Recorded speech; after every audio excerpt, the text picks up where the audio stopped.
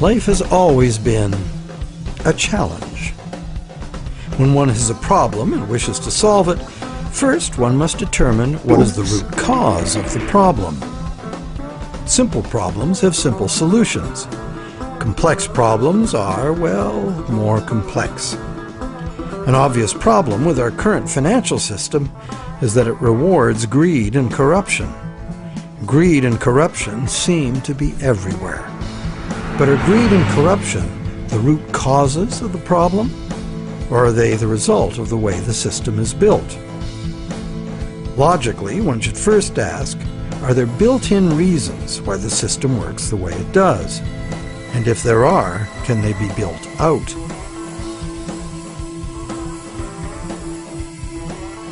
Some say the basic reason the system is unstable and leads inevitably to corruption is the charging of interest. As explained earlier in this series, in our current bank credit as money system, the principal amount of a bank loan is simply created from the borrower's promise to pay back the principal plus interest in money. But the money to pay the interest is not created. The obvious but untrue conclusion is that it would therefore be mathematically impossible to pay off all debts. Many who call for money reform call for the abolition of interest as the solution to the problem. But is interest really the problem? Yes, there would be a serious mathematical shortage if all loans were concurrent and had to be paid back in one lump sum. That problem might apply to gangland loans and sometimes to farm loans, but that's not how the banking system works in general. Bank loans usually get paid back in a series of payments over a period of time, and for good reason.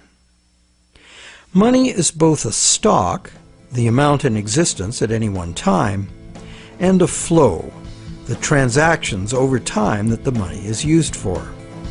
Flow works like this. If I, the rich guy, lend you $1 and that was the only dollar in existence, the stock, could you pay me back $100? Well, if it had to be paid in one lump sum, no. That other $99, the interest on the loan, would be impossible to pay.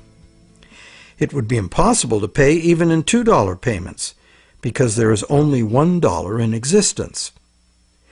But if I let you pay me the $100 in $1 payments, magic happens. In fact, in $1 payments, you could pay me back any amount of interest if you lived long enough. The only condition required to make full payment of a $100 debt with only $1 in existence is that I give you the opportunity to earn or otherwise get that dollar back each time you pay it to me. This is the flow.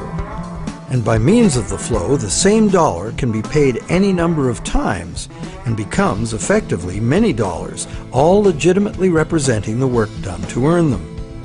It is always the work, the real value, that pays the debt and gives the dollar its value, not the dollar itself.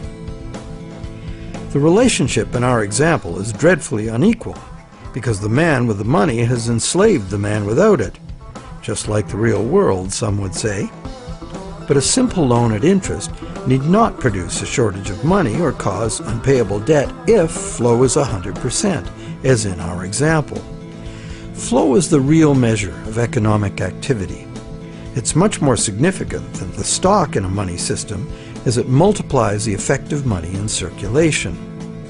Given that today we use an exclusively debt money system, what is flowing in all these transactions is credit or promises to pay money. This credit is ultimately nothing more than the promises of borrowers to pay this credit back, usually according to a time schedule and usually with interest added. To pay this credit back, most of us will have to work and earn it by being productive. So, therefore, the real value of the money that flows in our economy today is created by our promises of future productive work. We take a loan in order to have something now rather than later. We agree to pay interest on into the future, thus reducing our future spending power, often by more than the amount of the original loan. However, with an understanding of flow, we see that there's no intractable arithmetic problem with the charging of interest.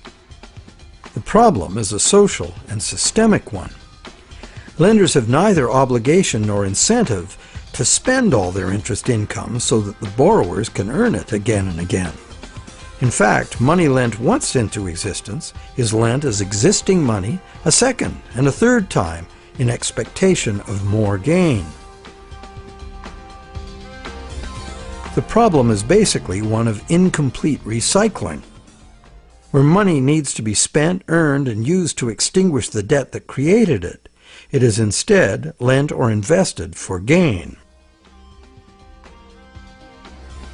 In other words, money that must be extinguished is, instead, expected to grow forever.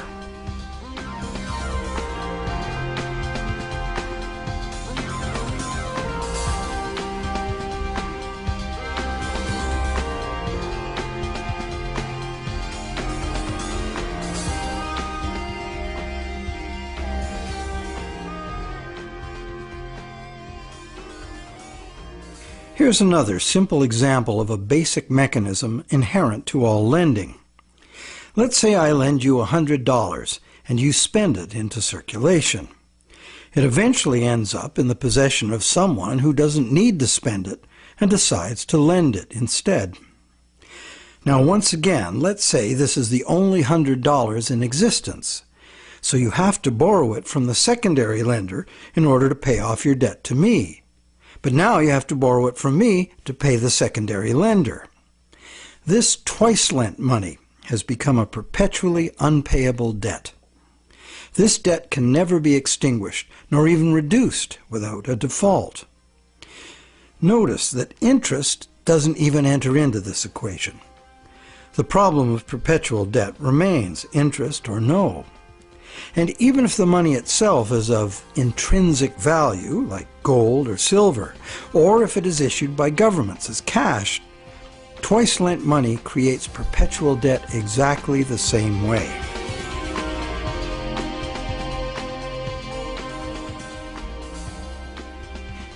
When the same money is lent at interest, several times simultaneously, not only is the debt perpetual, society as a whole is paying moneylenders multiples of the interest rate for the use of the same money. There's an expectation that existing money should increase indefinitely by being lent at interest. But this requires us to mentally divorce the money from the debt from which it came. However, the reality is, every dollar created today has a scheduled appointment to be extinguished as a principal payment on the loan that created it. And that's why debt money can't be separated from the debt that created it.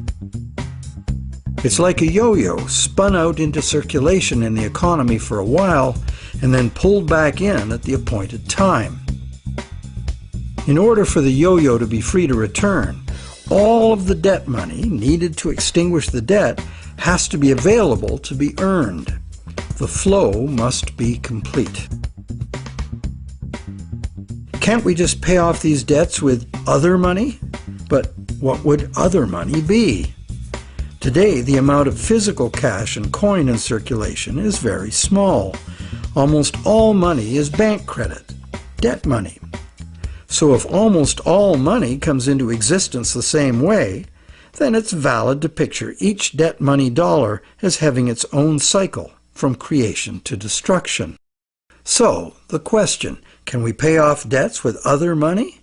No, there is no other money, as all of it is similarly committed to debt in one form or another. Therefore, the only way to ensure current payments can be made is to constantly increase the total amount of money in the system. But more money in a debt money system means more debt, so the debt hole in reality just deepens. Since debt is money in this system, it creates the fantasy of wealth for a while, but fantasies must come to an end.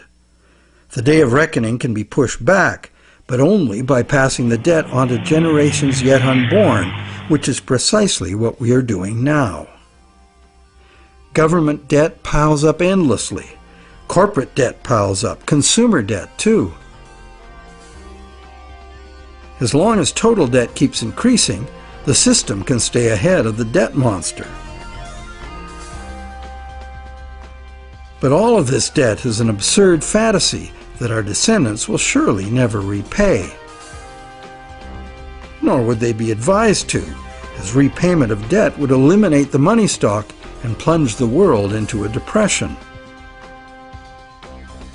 Once real growth levels off, due to the inherent limits of human productivity or the limited resources of a finite planet, this growth-dependent money system can only resolve its impossible arithmetic in a destruction of value.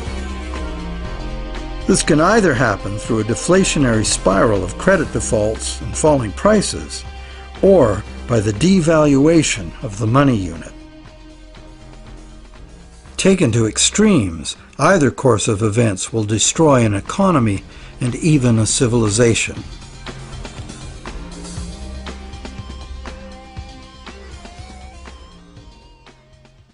The only other choice is debt forgiveness. In the ancient world, a regular debt jubilee, society-wide forgiveness of debts, was a common practice to deal with these unavoidable problems with lending. It was considered normal, even by the rich and powerful, that the general good of society took precedence over the rights of those rich enough to be lending money for profit.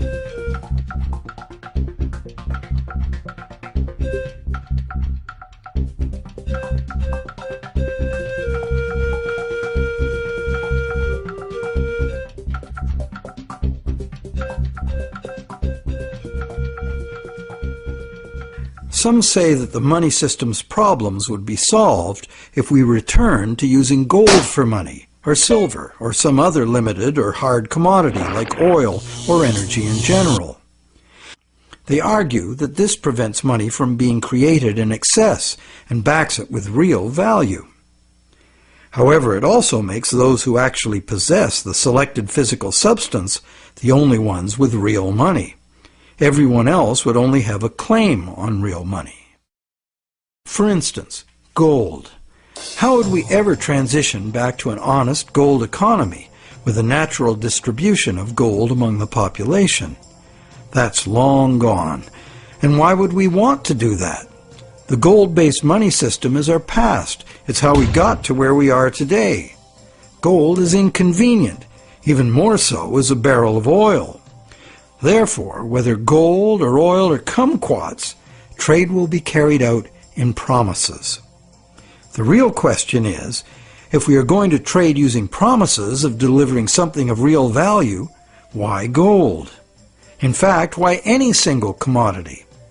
At this time in our evolution, doesn't this very old idea of money merit serious re-examination?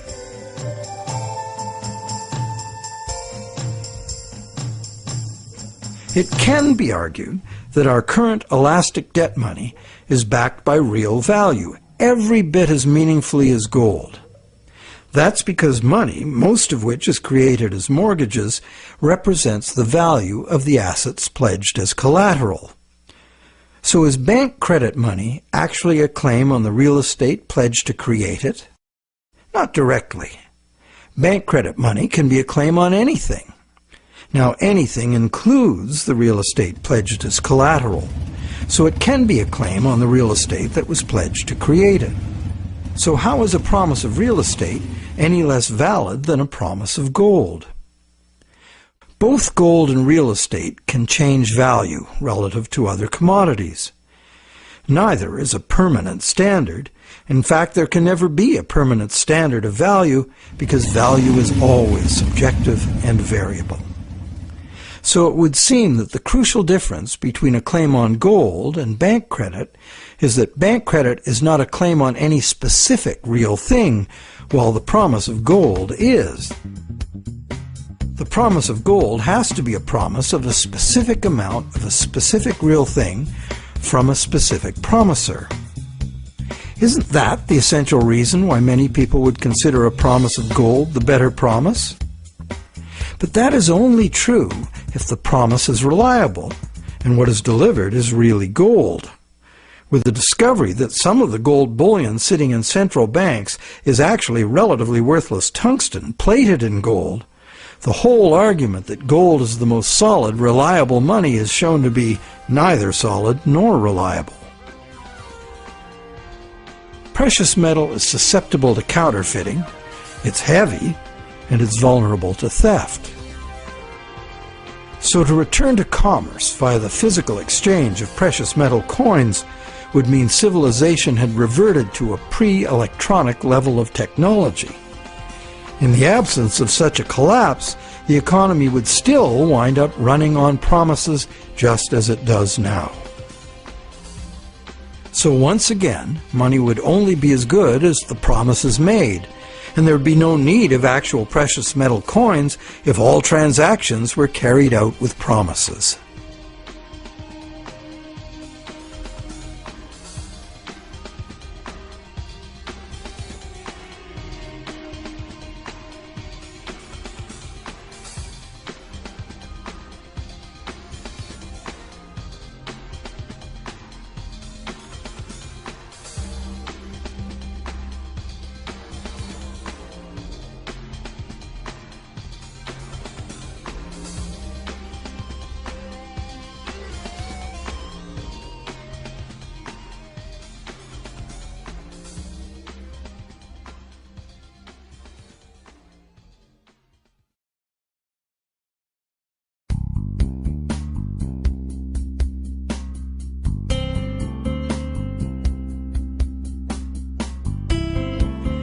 The fundamental question is, what does the need for money to enable trade have to do with the amount of some shiny metal there is, or the amount of any single natural resource or commodity, or real estate for that matter? Where is there any meaningful relationship between the functional need for money and any of these things? To answer that question, let's go back in time and find out when money started and why it became what it is today. We know that Stone Age people had money. In the Stone Age, before writing was invented, money had to be a portable object of value, because that was the only technology available. That's why rare shells and stones, from which jewelry could be made, were ideal as money. A rough standard of value for these money objects developed over large areas, enabling extensive networks of indirect trading. This way, people could obtain specialty items not available in their own environment, and look good doing it. The popular concept of jewelry as a store of value has continued to this day. In later agricultural civilizations, cattle were often the standard value objects for large transactions, and salt for small ones. Salt was rare in those days and valuable. Roman soldiers were paid in salt, thus the term salary, meaning payment for services. With the invention of writing, trade in other commodities could be carried out using promises of cattle and salt. The cattle and salt weren't necessarily what was finally delivered. They were just commonly understood units of value in which the real trade goods could be conveniently priced. Written credits were expressed in these two common units, although they represented a variety of real goods and services. This form of money was ideal for local economies, where traders were known to each other and pledges could be collected upon.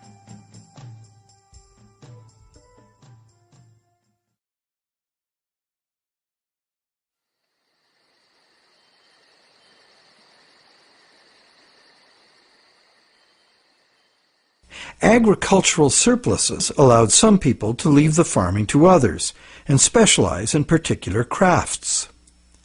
This resulted in improved skills and better tools, and that led to further gains in productivity.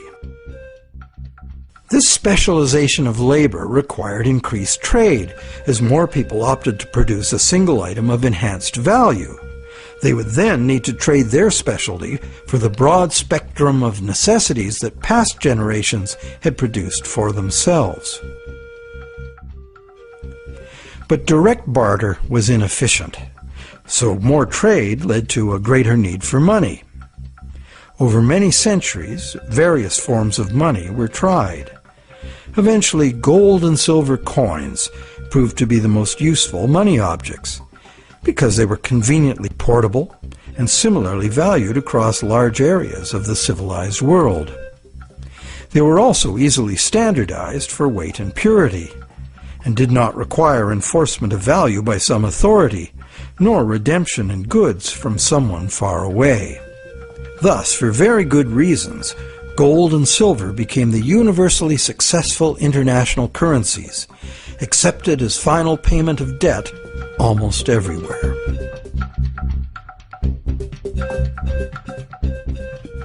The problem with a system in which money is a standard commodity is that it is most efficient when only one standard commodity is used. But if you do that, it makes the value of money exclusively dependent on the quantity of that one commodity in relation to all other commodities. For example, the Spanish thought they would be fabulously wealthy with all the gold they stole from the Aztecs and the Incas, and then turned into money back home. But when the gold got back to Europe, sure, the amount of gold increased, but it didn't increase real productivity in proportion. Fertilizer would have been more useful for that.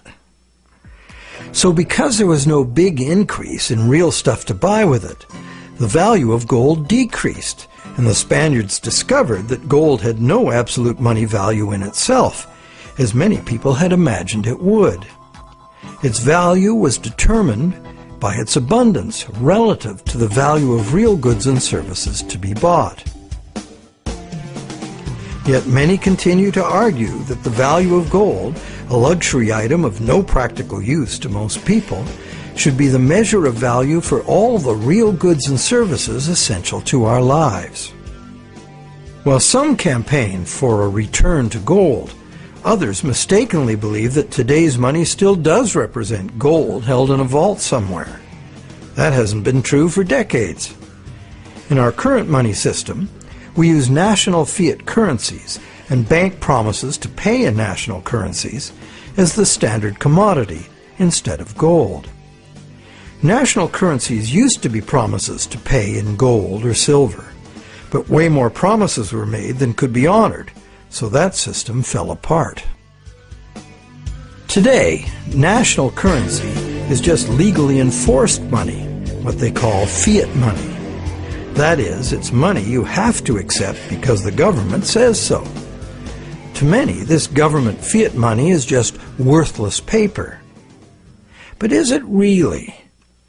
We can pay our taxes with it, and governments, especially local ones, provide essential services paid for with those taxes, like roads, schools, hospitals, libraries, police, and military. So government fiat money isn't worthless at all. Now, it is true that consumers of government services have no individual free market choice as to what their tax money is spent on and what services they receive. In fact, many taxpayers may not want those services. So therefore, this money can rightly be accused of being monopolistic, coercive, and socialist. But government is coercive, monopolistic, and socialist by nature, isn't it? What else should it be?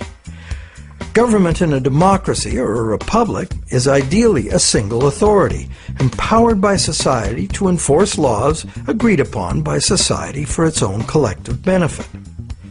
In a free market economy, government must provide the level playing field of law within which the free market can function. And it also has to provide the referees to enforce the rules of the game. Those who are nostalgic for the freedom of the frontier should recall that the first thing early settlers usually did was elect a sheriff and build a jail and collect taxes to pay for both, for good reason. So government fiat money isn't inherently worthless by nature. Governments at all levels offer vital services in exchange for it. It only becomes worthless when government creates too much of it, which it often does, and for the worst reasons. While many reformers are fixated on the differences between gold and fiat currency, what's more important is the essential similarity. Being single, uniform commodities, gold, silver, national currencies, and bank credit all share the characteristic common to monies for millennia past. The more money there is, relative to the real things available to buy, the less the money unit is worth. Thus, the total quantity of money in circulation is extremely important to maintaining the general price levels. And today, this quantity is largely determined by the demand for new money to purchase real estate and speculative equities. This makes the supply of money for general trade particularly vulnerable to real estate and stock market bubbles.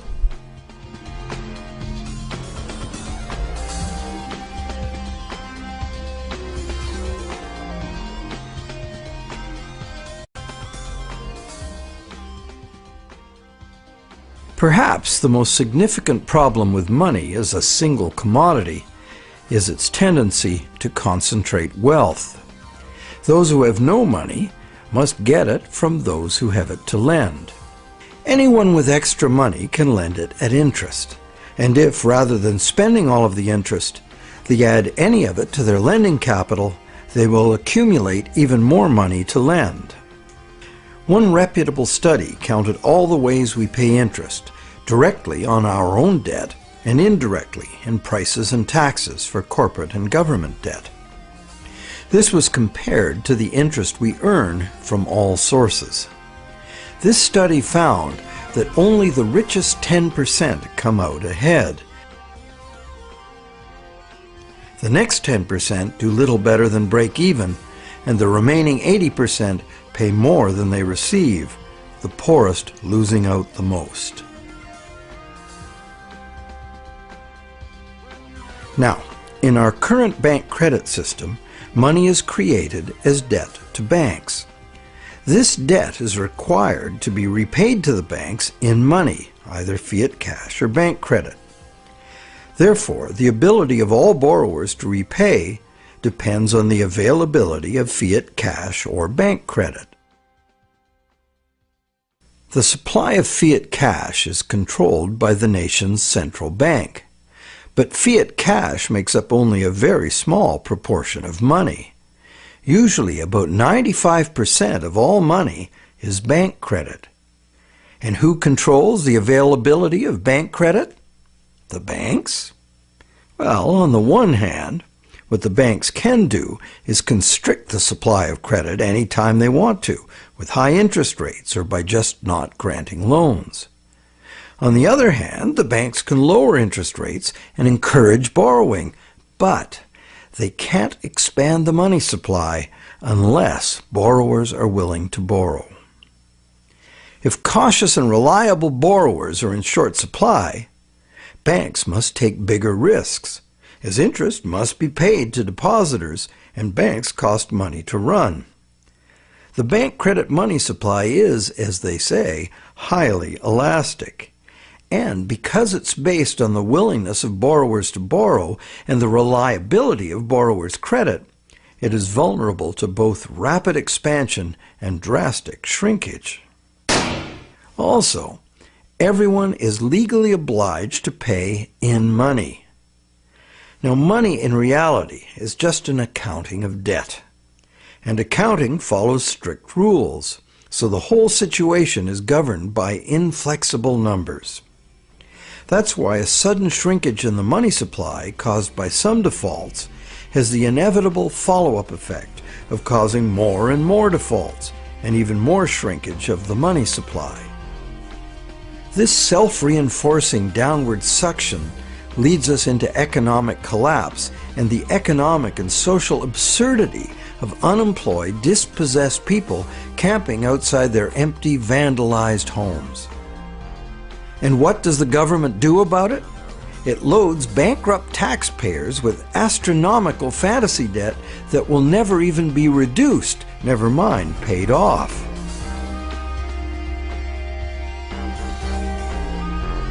All this is done to fill up the negative balance sheets of the banks with money the banks never had in the first place.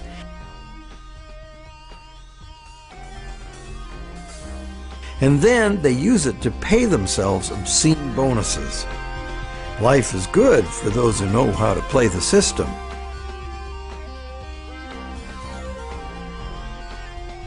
The bailout scam was the biggest daylight robbery in the history of the world.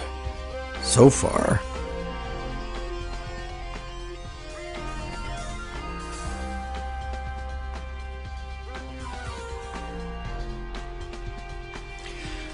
All of these tendencies of the money as commodity system are features of the system itself. The greed and corruption comes in as those who understand the system profitably surf the inevitable waves of boom and bust. Those who understand the system know what's coming and even precipitate it when the time is ripe for them to take advantage of disastrous mass events for their personal and political gain. But it's the structure of the system itself which gives them the opportunity.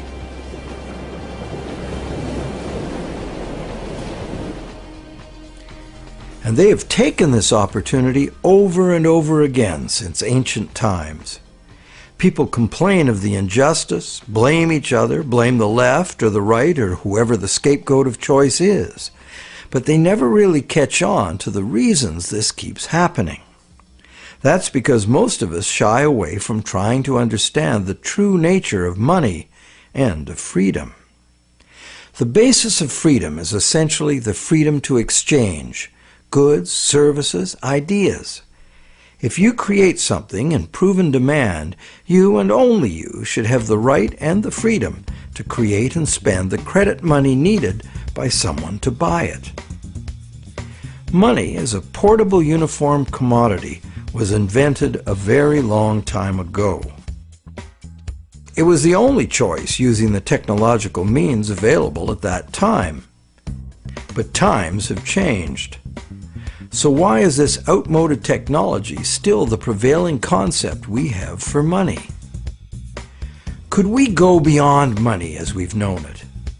Could there be a new basis, a fresh concept, a design that could more effectively address the real purpose of money in the 21st century?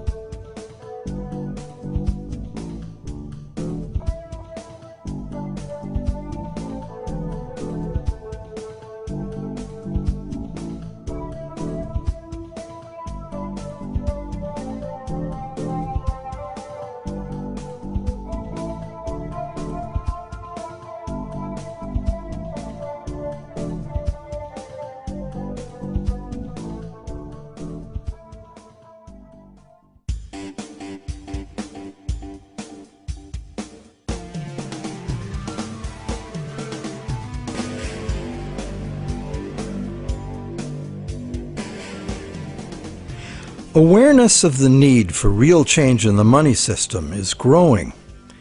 But what direction to take? What exactly is the problem, and how can it be solved? The safest and only real choice, many people argue, is to return to gold, or a gold standard, because this worked for millennia in the past. But gold itself is impractical for transactions in the modern world. It was impractical centuries ago, which is why the promise to pay gold system developed. And so it is certain that, in practice, transactions would be conducted in promises to pay gold, not gold itself. Thus, the promises to pay gold money will only be as reliable as the promises. So in reality, it isn't the gold that makes the system work, it's the reliability of promises. Would they be reliable promises? Maybe. But what we would be using as money would be like the old goldsmith's promises, made in the knowledge that only rarely does anyone ever ask for real gold. This was the problem with the goldsmith situation. The real gold was seldom claimed, allowing fraudulent promises of gold to be made and used as money. Why would history not repeat itself if all the same elements remained in place? Another thing, what most people say they like about the gold system is that promise of gold money is a promise of a specific amount of real value.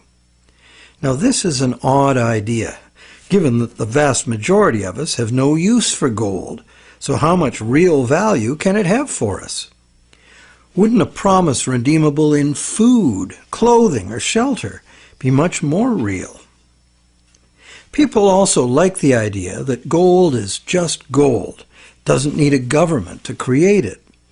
However, it does need miners. In a gold money system, mining discoveries, jewelry making, industrial use, hoarding, and counterfeit bars of gold-plated tungsten would all influence the money stock. What on earth does any of that have to do with the need for money for trade? Lastly, gold as money is a single uniform commodity, manifesting all the inherent mathematical defects of lending demonstrated in part 1 of this movie. Being a coin with intrinsic value doesn't make any difference. A lot of gold and silver's appeal comes from a belief in an oversimplified version of history. People assume that coins were invented to standardize the inherent value of the metal they contain. This is true, but right from the beginning, some of the earliest coins were created based on a diametrically opposed idea. This was done because the rulers at that time foresaw the inevitable negative consequences of using limited supplies of precious metals as money.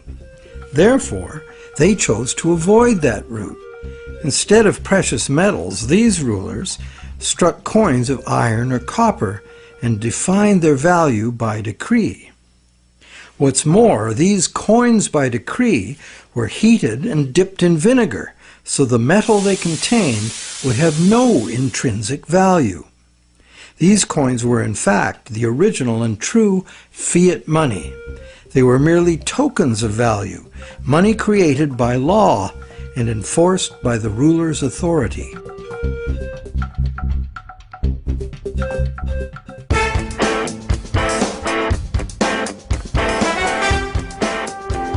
Pure fiat money is the other main idea favored by money reformers. They would restore fiat money to its true status as a national government monopoly on money creation. This current of money reform, in stark contrast to the gold advocates, insists that true money is fiat money by authority of the state. This money is to be simply spent into existence as a promise by the state to accept the same money back in payment of taxes.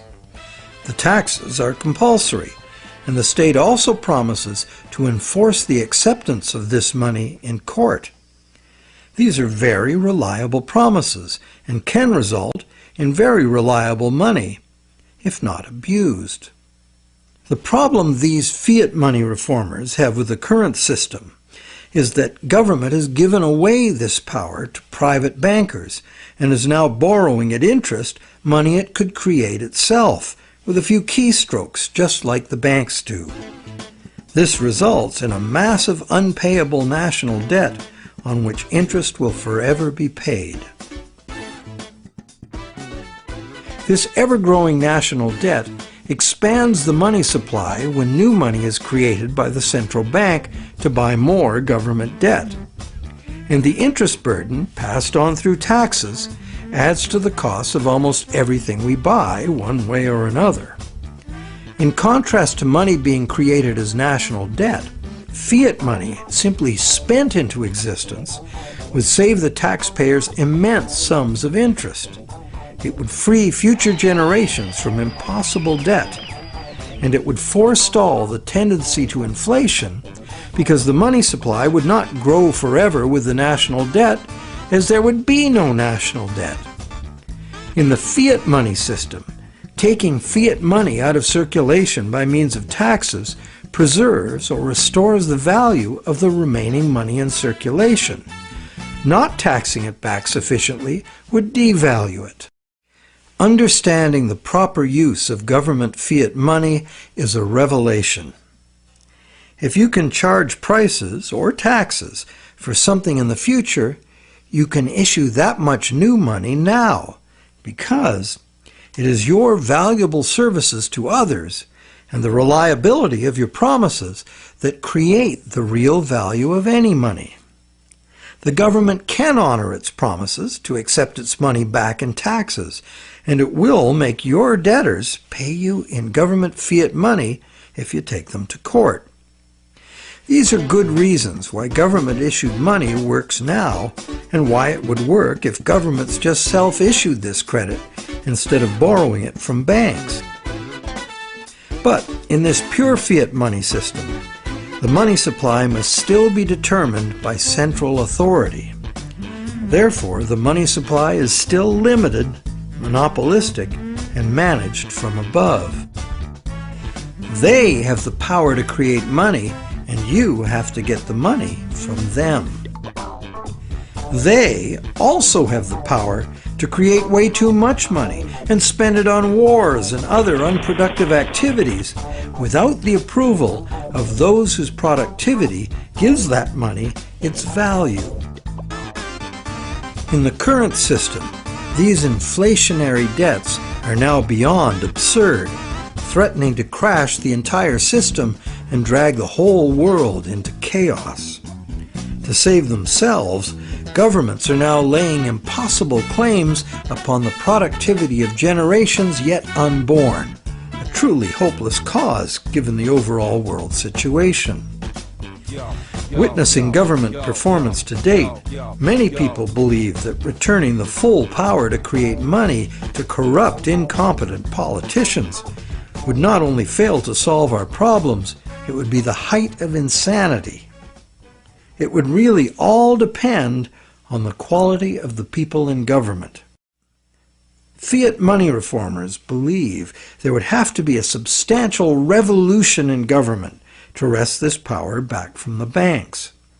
Therefore, they believe it would be reasonable to expect that honest and competent people with a sincere concern for the public good would be in charge. But, good guys or bad, we would still be dependent on some distant someone else to maintain the value of our money. And they would have 1,000 pressures and temptations to enrich themselves by not doing so. And like gold as money, government fiat money is a single uniform commodity, manifesting all the inherent mathematical defects of lending at interest and twice lent money. Once the government creates the fiat money, and it goes into the banking system to be lent at interest, the problems created in the current system will continue as before.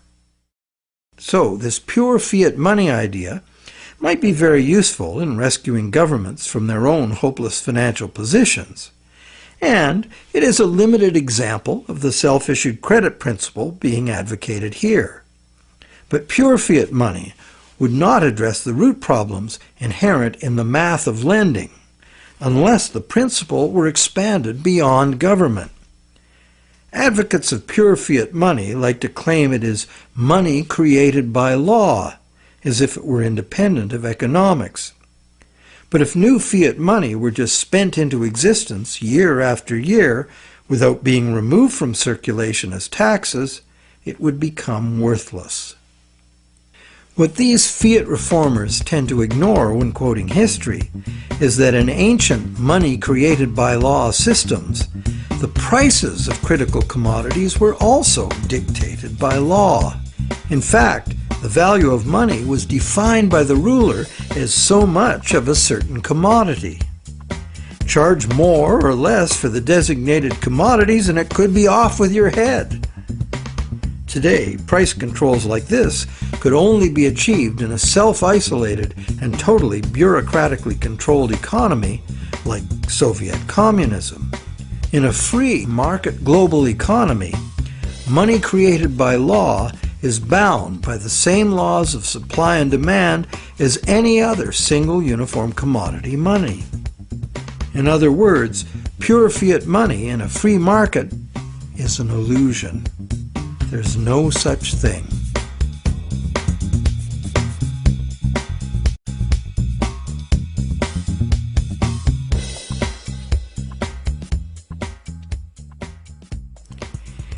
In the third stream of money reform are the various types of so-called alternative currencies, all of them based on some concept of money being created as self-issued credit. Many examples of such systems exist today all over the world. Some are very successful business-to-business barter networks, in which businesses create product credit money to use among themselves, independent of banks and government, and usually interest-free. Such systems are tolerated, and in Switzerland the existence of the Weir system is generally credited with stabilizing the banking system by expanding when the conventional system contracts and vice versa. But in the past, when they became too successful, alternative currencies were usually suppressed by the banking system or even outlawed by government. So, active suppression is the most significant external problem. The most common inherent problems with these systems are their limited scope and acceptance, their operating costs, and the unreliability of member credit. What the conventional banking system provides, worldwide reach, affordability, credit checks, and debt enforcement, are the necessary services that are usually inadequate or prohibitively expensive in the alternative systems. Once the small group of idealistic and honest originators are joined by members exhibiting the full range of human behavior, alternative systems discover they must deal with cheaters. Some are deliberate cheaters, others just not too conscientious about their debts. And at the opposite end of the spectrum are the hyper-conscientious people who won't issue credit because they are afraid they won't be able to fulfill it. A self-issued credit system cannot work if the members are afraid of issuing credit. And that is why it makes far more sense that government and essential industries like farming, forestry, mining, manufacturing, and construction should be the main and widely accepted sources of self-issued credit, not vulnerable individuals trading haircuts for pottery. However, we are talking about creating a truly liberated system of exchange. Therefore, in this proposed new system, anyone would have the freedom to issue credit, because only voluntary acceptance would determine the circulation of it. The costs of accounting in self-issued credit systems could be overcome entirely by emerging technologies, allowing the creation of a digital coin. Digital coins could be passed from one owner to another, peer to peer, so that no bookkeeping and no third-party involvement, like banks or PayPal, is required. This leaves only the problem of achieving global spread. Thanks to technology again, this could now be achieved at little cost and at the same rate and with the same ease that the existing social networks like Facebook and Twitter have spread. So there is a positive answer to all the questions we have posed in this movie. And there is a solution that has the potential to unite the three seemingly conflicting schools of money reform into one cohesive movement for fundamental monetary change. Because, when examined closely, be it gold, tax receipts, or someone's goods and services, all three schools of money reform are really calling for the same thing: money that is redeemable for something specific from someone specific. Once one comes to that realization, it becomes obvious that self-issued credit for the full range of goods and services in demand would necessarily include gold, silver, and government tax receipts, as these are also things in demand. We just need to look beyond obsolete beliefs to see the heart of the situation. The all-inclusive self-issued credit system, the basis for almost all so-called alternative currencies, could contain within it both the precious metal and the payable for tax models of money without any contradiction.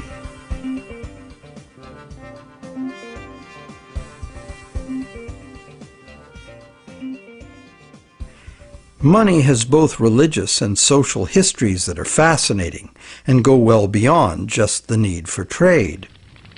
But for our practical purposes in this presentation, money is the invention that overcame the limitations of direct barter. Money is, therefore, a technology, a way to solve a problem.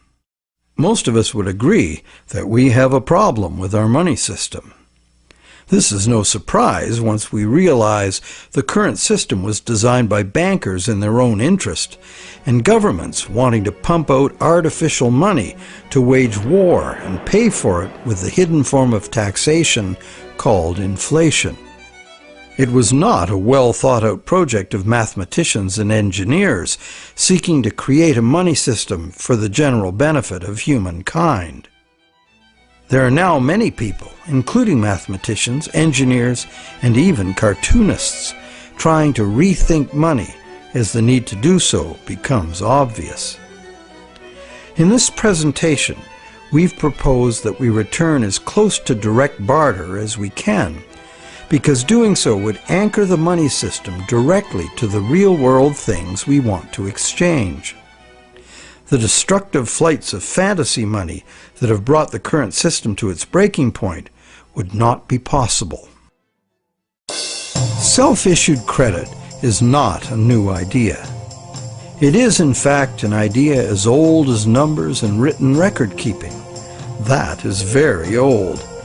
However, only with our new technologies can it finally achieve its full potential as an international medium of exchange.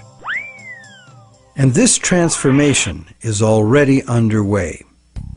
Extensive electronic barter networks, some with their own currencies, exist among businesses right now. These could grow into a new global money system. In Canada, Canadian Tire money has been a self-issued credit for goods currency for decades.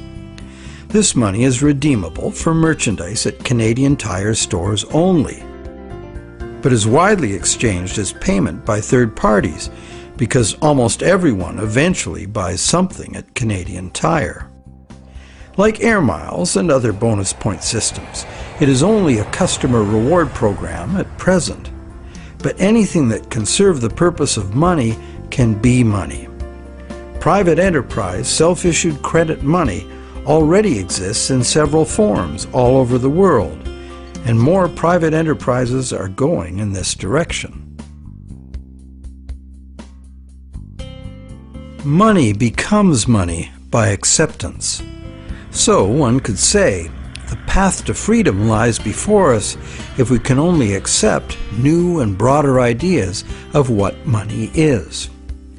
Looked at logically, why wouldn't a legally binding contract for delivery of specific goods and services from a specific supplier be much more acceptable as a medium of trade than the much abused government bank monopoly money we are using now? And does it not seem natural and logical that the source of money should be the same as the source of real wealth, the productive members of society? And does it not seem natural and logical that the value of anyone's credit should be determined solely by their own proven success at living within their means, no one else's? And does it not seem natural and logical that the value of what we have earned with our work and productivity should not be susceptible to being destroyed or stolen by the gambling of some very greedy people? We hope that watching the Money is Debt series has given you insights into why our money system functions the way it does.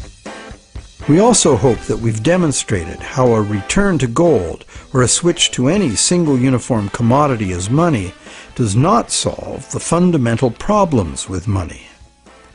Manipulation of single commodity money has milked productive people of their life energies and prosperity for millennia.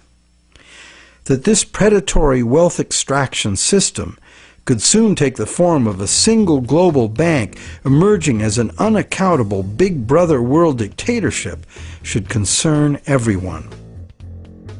We hope you're encouraged to do your own thinking about money, a subject that has been ignored and misunderstood by the public for much too long, to our great disadvantage. And, not to criticize without offering an alternative, we have, in this final movie of the series, offered a comprehensive and detailed picture of how a radically new economic system might work if interest-bearing product vouchers were the medium of exchange, thus eliminating money as a commodity in itself.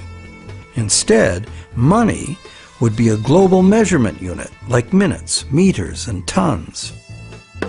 The existing physical situation on this planet is not sustainable, and the number one technical obstacle to doing anything serious about it is the current growth-addicted money system, which is itself unsustainable. The crisis is upon us. If you'd rather think about solutions than despair about the problems, think about taking back our money power with self-issued credit. Join with others who realize the need for radical change and spread this knowledge and understanding as fast and as far as you can. The masses of people must take upon themselves the responsibility to wake up, realize our power, and create something better.